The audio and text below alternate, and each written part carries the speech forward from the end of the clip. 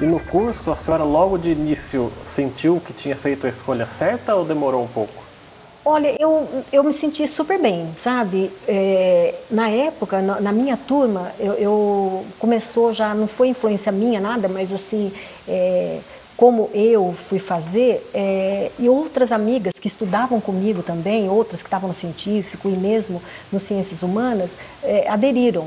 E tinha também um senhor aqui de Jacareí, que a filha dele, a Sueli, ele estava fazendo e ele também fez a cabeça dela para fazer. Daí ela tinha estudado comigo no ginásio. Então chegou lá, eu fiquei cheia de amigas, assim, claro que não era um número imenso de pessoas. Se a sala tinha 80 pessoas, umas 15 mulheres, né? Então, mas assim, eu já comecei a sentir interessante, porque como eu trabalhava na Embraer, eu comecei a ver áreas lá dentro, falei, gente, aqui é uma mina para mim, entendeu? De oportunidades, né? Tanto que eu fui trabalhar numa área essencialmente técnica, que era métodos e processos, mas eu fui trabalhar como uma auxiliar administrativa. Mas daí eu já fiquei de olho, falei, nossa, gente, eu gostaria de trabalhar na área de comércio exterior, que naquela época nem falava comércio exterior, era importação e exportação. Eu falei, acho que eu vou, na próxima eu vou nessa área de importação. E eu fui um dia falar com o chefe, porque era muito fácil assim a comunicação lá dentro. Eu fui lá e falei com o seu Denardi, falei, seu Denardi, eu estou fazendo economia, eu tenho interesse, o senhor tem vaga aí na sua sala? Ele falou, tem, pode vir para cá. E era tudo fácil, simples assim, entendeu? Naquela época, né? E daí eu fui trabalhar na área de importação. E daí fui, sabe, área de importação, área de análise e informação de preços, e depois a área de contrato internacional, subcontrato. Mas ao mesmo tempo que a senhora foi trabalhar nessa área econômica, mas também foi um pouco gerencial administrativa, né? Muito, muito. Muito administrativa, essencialmente administrativa, né? E a senhora conseguia aplicar lá o que a senhora tinha no curso da faculdade? Algumas coisas sim, porque lá a gente estudava planejamento, então numa administração de contrato, por exemplo, eu trabalhei na administração do contrato que eles chamavam Programa Egito, né? Que foram vendidos 120 aviões tucanos para o Egito e 5 simuladores de voo e um lote enorme de peças de reposição, né? Então, você tem que ter algumas ferramentas para trabalhar com isso, planejamento, tudo isso a gente aprende lá na faculdade. Então, deu para aplicar, sim, algumas coisas. E como foi o seu papel nesses anos na Embraer? Fala um pouquinho dos seus períodos administrativos lá, quais setores a senhora fez parte, fala um pouquinho sobre a sua história na Embraer. Tá. Eu entrei, né, como eu disse, numa área essencialmente técnica, que era métodos e processos, que eles faziam processo de fabricação. Eu estava fazendo economia, eu falei assim, nossa, eu não tenho nada a ver com esse lugar, embora eu fizesse o administrativo, mas eu não podia nunca querer trabalhar como processista, porque eu não tinha essa formação técnica, né? Se eu tivesse um curso aí de Senai, de repente eu até conseguiria. Ou fazer um curso de engenharia, né? Eu teria essa oportunidade, mas eu não acabei, como eu já estava em economia, eu falei, eu vou seguir economia mesmo, né? Mas era aquela coisa, era uma maneira de eu ficar ali, sobreviver, né, por um tempo, a pagar a faculdade, e a hora que surgiu a oportunidade eu fui para a área de importação, que era uma área já que é um perfil que eu gostei muito. Eu trabalhava na área de controle de pagamentos, quer dizer, tudo às vezes tinha um pouquinho a ver com a economia, né, com a parte financeira. Eu contratava os voos, na época a Varig fazia voos charters, né, comprava aquele lote de peças para a Embraer, tanto para reposição como para a própria produção, e eu que contratava os voos charters, né, que vinham dos Estados Unidos pela Varig, né, até São José dos Campos. Então, era uma coisa bem legal. Só que eu falei assim, olha, é legal trabalhar aqui, eu gostava, mas tinha um setor lá que ficava no meu prédio mesmo, né, no meu andar, que só para trabalhar lá tinha que ser formado em economia, não podia ser formado em administração, tinha que ser economia. Eu falei, gente, é aí que eu quero, é aí que é meu foco. Exatamente ali, né? Ali. E por coincidência, quando eu fui trabalhar na importação, o Marco Antônio da Silva Moreira, ele era a pessoa com que eu fiquei cuidando do trabalho dele na importação. E eu conhecia, porque ele que me passou o trabalho dele, né, para eu fazer na importação, e depois, por coincidência, ele foi ser meu professor na faculdade também. Então eu fiquei conhecendo o Marco Antônio por causa disso. E quem que foi ser chefe desse setor? O Marco Antônio, né? Daí um dia encontrei o Moreira, eu chamo de Moreira porque é o nome de guerra dele, né? Quando eu encontrei o Moreira um dia, eu estava no corredor, nós trabalhávamos em salas opostas, né? Assim, ele no final de um corredor e eu no outro. Eu fui assim, dei de cara com ele no corredor. Eu falei assim, Moreira, eu preciso falar com você. Ele falou, Laíde, eu também preciso falar com você. Eu falei, bom, como você é chefe, a precedência é sua, então você fala primeiro. Ele falou, eu queria convidar você para trabalhar na minha setor. Eu falei, eu não acredito que você vem me falar isso, Tirou as né? palavras da minha boca. Da minha boca. Eu falei, gente, era isso o meu sonho, trabalhar com você, né? Porque eu estou terminando economia, né? Aí eu já estava no último ano mesmo, já estava terminando. Eu estou terminando economia e eu quero ser economista. Ele falou, só que é o seguinte, lá ainda, como é uma sessão muito nova, estão todos trabalhando como analista. Eu falei, não tem problema nenhum, mas nós estamos batalhando para passar todo mundo. Era pouca gente, eram umas 4 ou 5 pessoas, e nós estamos batalhando para registrar essas pessoas como economista. Eu falei, olha, para mim, eu estou dentro, né, e vou, né. E daí fui. Daí até ele foi falar com o meu chefe, eu falei assim, eu gostava muito do seu Denardi, mas ele chegou, até foi comigo, né, super bacana, ele foi comigo e falou assim, seu Denardi, eu tô querendo levar a Laíde para mim, o senhor deixa? Ele falou assim, eu tinha planos para a Laíde aqui dentro, né, para colocar a Laíde de uma supervisora, um nível de supervisão. Porque eu já ficava, quando o supervisor não vinha, eu viajava, eu ficava. Mas eu não tinha vontade, assim, eu quis mais ser uma tecnocrata, eu não tinha muita vontade na época de comandar pessoas, sabe? Esse não era o meu foco. E daí o seu Denardi falou, olha, mas vai ser bom para lá? Daí ele explicou, inclusive, o salário. Teve um ano que eu tive aumento o ano inteiro, porque eu ganhava, como escriturária especializada, eu ganhava um salário que não era um salário assim, nada, né? Só que o salário de analista era muito mais alto que o meu. E de acordo com a política da Embraer, ela não podia, vamos supor assim, me dar 100% de aumento. Tinha que ser, sabe, fatiado esses aumentos. Então teve um ano lá que, se você pega a minha carteira profissional, eu tive aumento todo mês, porque era uma política da empresa de fatiar os aumentos, né? E meu salário subiu muito, muito, né? Então, para mim, foi um crescimento e foi um aprendizado muito grande, porque eu fui cair numa área muito técnica, né? Que é análise de informação de preço. Eu tinha que calcular preço de peças de avião, né? Então, eu tinha que conhecer tudo. Então, eu tive que fazer cursos de leitura e interpretação de desenho, cursos de avião. Eu tinha que conhecer sistema hidráulico, sistema de combustível. Eu fiz curso até de motor da Pratt Whitney, para saber como que era dividido o motor. Sabe, até hoje eu tenho na cabeça, até hoje. Eu fiquei 8 anos só nesse setor, porque eu tive que investir muito nesses cursos, né? Quer dizer, a Embraer que investiu em mim, né? Mas eu tive que fazer, estudar, e tinha a nota mínima para passar nos cursos era 8.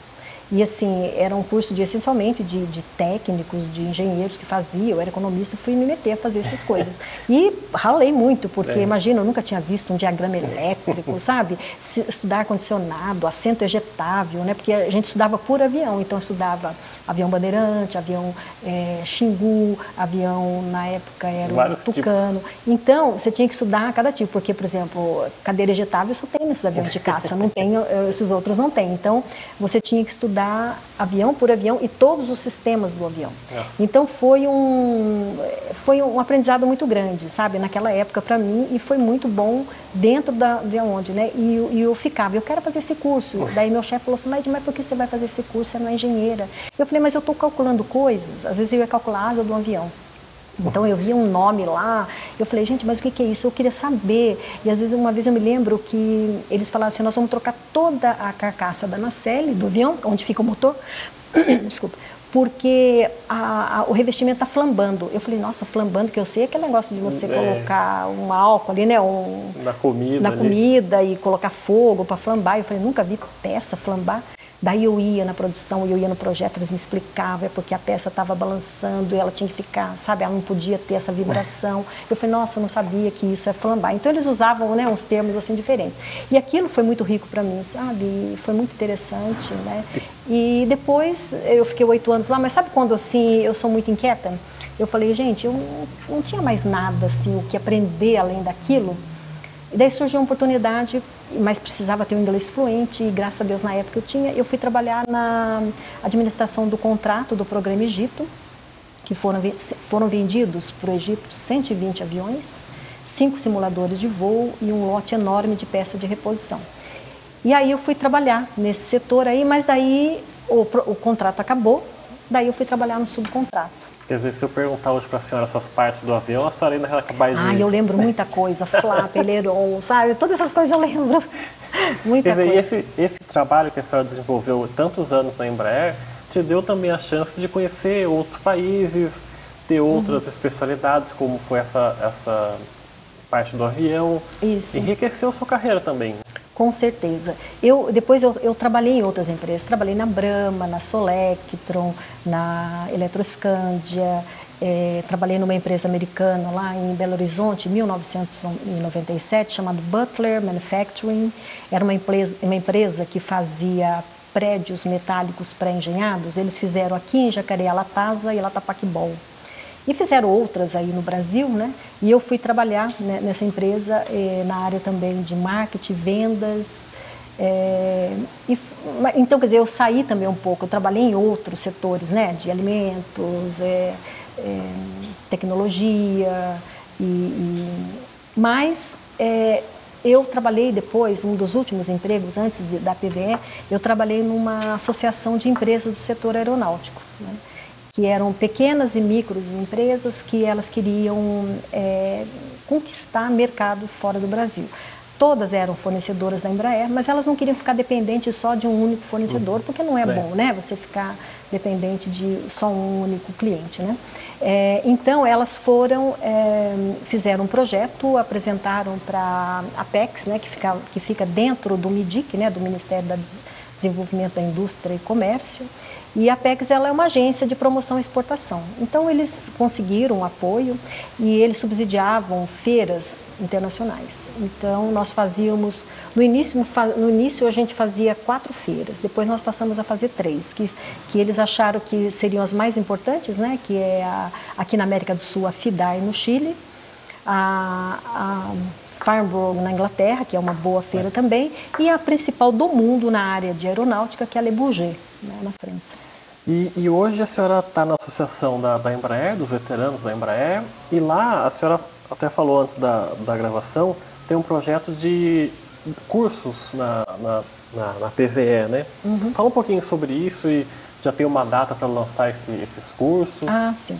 Eu vou começar assim até como diz, bem do começo, né? Porque lá dentro da PVE existe um grupo chamado Renopaz, que é Reciclando o Nosso Papel Social, formado por esposas de diretores, de conselheiros, né, de associados, ou agora até quem não é também associado, qualquer pessoa não necessita ser associada à PVE, pode fazer parte desse Renopaz. A PVE é a Associação dos Pioneiros e Veteranos da Embraer.